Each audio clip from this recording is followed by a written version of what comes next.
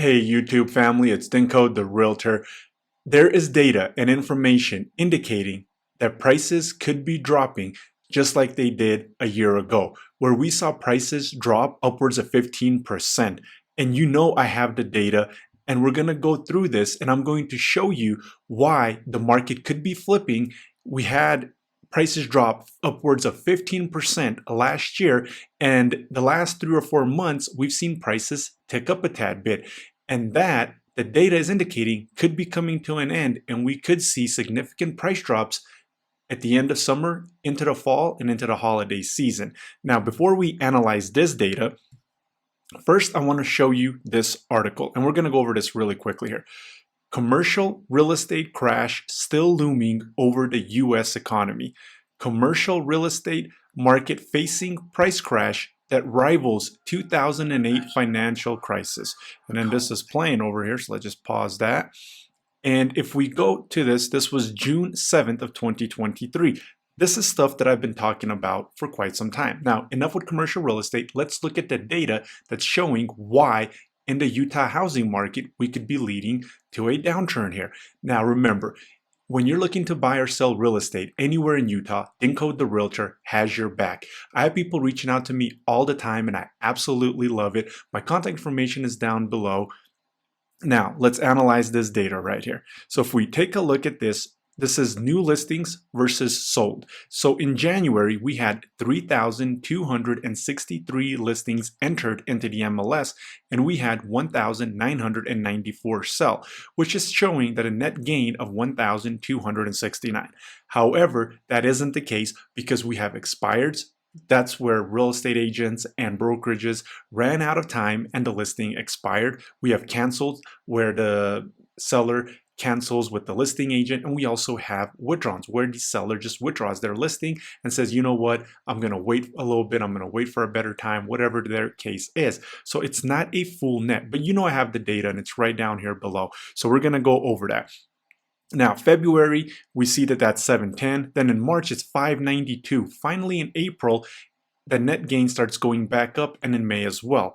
Remember, we had severe winter storms, and at the beginning of April, the data that I'm going to show you also shows that. So if we analyze this right here, and these gains are important for one reason. It is mimicking what happened last year heading into July when we saw the first massive month of price drops. Now, back to the data. Right here, we see April 7th. That's the first Friday. So all of these dates right here are Fridays. And that's when usually inventory peaks from all of the inventory that's being listed on the MLS. Inventory starts rising Tuesday evening, Wednesday, Thursday, Friday, it peaks. And then Friday late night, inventory starts going down as houses start going under contract. So if we take a look at this, there was 6,453 listings on the 7th of April. Right there, 6,453.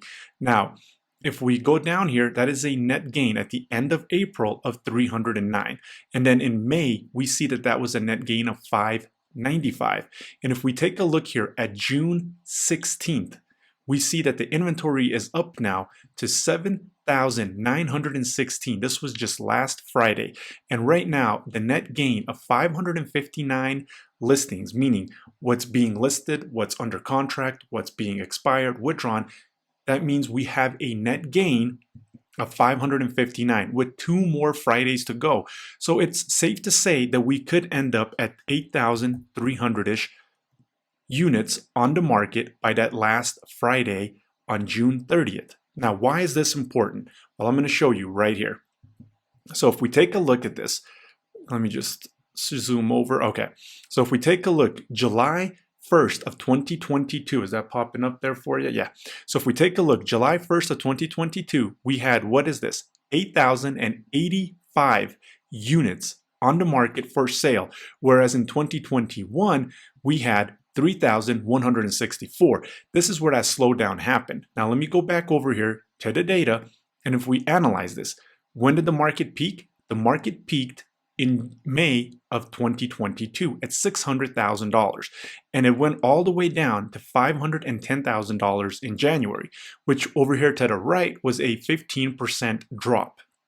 And I've been saying that the data is indicating we potentially could be peaking again in May or June. Now, if we take a look here, July was the first massive month that we saw price drops. June was 591 compared to May at 600,000. However, the median price in July was $564,000. Now, there is a chance that June's data could be pretty similar to May or even higher than May, and we could potentially be lagging maybe about a month behind of what happened last year. And remember, in the previous video, and I will link that down below in the description, we might not see that 15% drop, but we very well could see a 10% drop if the market mimics what happened last year. Now, if we take a look at that and we have $550,000 here in June, 10% would make the median price 490. And we see right here to the right, 510 was a 15% drop. Now 10% would put us at 485, 490, and all of a sudden we have a median price that is going to be lower than it was a year ago. And we see that's true here every single month. Now, if there isn't a bad recession, your best time to buy could be, if we look at the data here, October through January. Well, October through December, because January's data, everything lags about 30 days. So the things that went under contract in December closed in January. That's where we had a 510. So if you October, November, and December last year was the best buying time. Now, commercial real estate, the car bubble, if unemployment starts going up, then prices would be dropping into 2024. And right here, as July was that first big month, now, if we take a look, they say, hey, there's a pent-up buyer demand. Well, let's take a look at this right here real quick. So if we take a look at what's going on, look at the listings right here. If we take a look at 2023 versus 2022, units listed is negative 15% in February, negative 24% in March, negative 30% in April, negative 23% in May. Right here, if we take a look, for example, in May, we had 4,886 listings entered into the MLS compared to a year ago, there was 6,370. There are people that want to upsize, but they have a good interest rate. There's a lot of uncertainty, and they want to kind of ride things out. Even though they had an additional kid, the house is too small for them, they still want to ride it out in case they lose their job. They're not sure what's going to happen. Well, if interest rates drop to, let's say, 4.5%, and they're saying there's this pent-up buyer demand, well, look at the data here. There's potentially a pent-up seller demand. Now, if unemployment rate goes up, then people are forced to sell, unfortunately, and that is going to lead to people having to sell quicker and liquidate those houses. And that's going to cause prices to continue dropping and the inventory to go up as people are forced to sell. That's what happened in 08, 09. And I hate that, oh, this isn't going to be 08, 09. Hey, it might be 08, 09. Nobody knows that for sure. But if it's 50%, 25% of 08, 09, that's not a good thing.